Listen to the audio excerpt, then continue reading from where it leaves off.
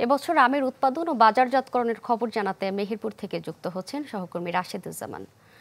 রাশেদ, মেহেরপুরে আমের এবার উৎপাদন কেমন দেখছেন এবং বাজারজাতকরণের জন্য সমন্বিতভাবে কোনো ব্যবস্থা গ্রহণ করা হয়েছে কিনা?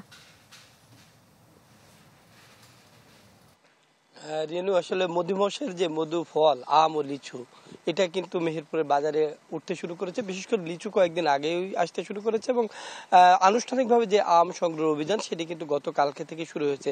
গুটি আম দিয়ে এই সংগ্রহ অভিযান শুরু হয়। আর আম উৎপাদনের অন্যতম জেলা হিসাবে কিন্তু মেহেরপুর অন্যতম এবং এখানকার হিমসাগর যে আমটি রয়েছে সেটা বিশ্বখ্যাত আম এবং দেশের চাহিদা মেটে বিদেশে রপ্তানি করা হয়। আপনি বাজারজাতের যেটি বিষয় বলছিলেন যে গতকালকে থেকেই যে গুটি যে আম এবং সরিষার যে আম আপনি দেখতে পাচ্ছেন যে আমগুলো, এগুলো সরিষা জাতের আম। এই আমগুলো কিন্তু গতকালকে থেকে সংগ্রহ শুরু হয়েছে এবং বাজারে আসতে শুরু করেছে। এরপরেই 18 তারিখ থেকে বোম্বাই যে জাতের আমটি রয়েছে সেটি বাজারে আসবে।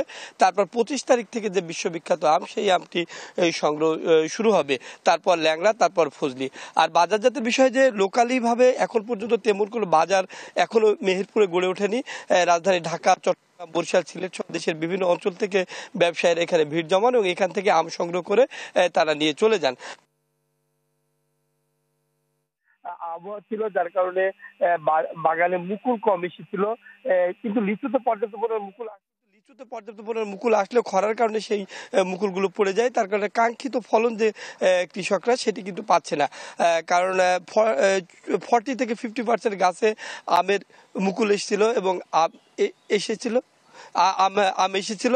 সেই জায়গা থেকে যে ফলন, সেই ফলন বিপর্যয় কিন্তু মেহেরপুরের চাষিরা পড়েছে, যেটা মেহেরপুরের চাহিদা মিটিয়ে যে বিভিন্ন জেলায় সরবরাহ করা হয় সেটি এবার একটু ব্যাঘাত ঘটবে বলে চাষিরা জানিয়েছে। তো এই ছিল আম সংগ্রহের সর্বশেষ পরিস্থিতি।